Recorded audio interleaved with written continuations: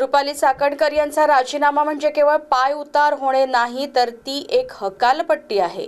खरात प्रकरणात रुपाली चाकणकर यांनी राजीनामा दिल्यानंतर सुषमा अंधारे यांनी चंद्रपुरातून राज्य सरकारवर तोफ डागली आहे।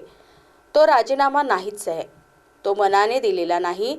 जेव्हा सगळ्यांनी सांगावं लागतं आता तुमची गरज नाही, आता तुम्ही निघा, तेव्हा त्या पाय उतार झाल्या आहेत। केवळ राजीनामा पुरेसा नाही, तर त्यांच्यावर गुन्हा दाखल करून सहआरोपी केलं पाहिजे। अंधारे पुढे म्हणाल्या की चाकणकर यांची नार्को टेस्ट करावी, यामध्ये प्रशासकीय स्तरावरील अनेक मोठे मासे अडकण्याची शक्यता त्यांनी वर्तवली आहे। खरातचा प्रकरण जो 2 दिवसांपूर्वी महिला आयोगाच्या अध्यक्षपदाचा राजीनामा झाला, मुळात तो राजीनामा नाहीच आहे, कारण राजीनामा मनाने दिला जातो। जेव्हा सगळ्यांनी सांगावं लागलं की आता निघा, तुमची गरज नाहीये, तेव्हा त्यांनी पदावरून पायउतार झालेले आहेत। परंतु निव्वळ राजीनामा एवढं पुरेसं नाही।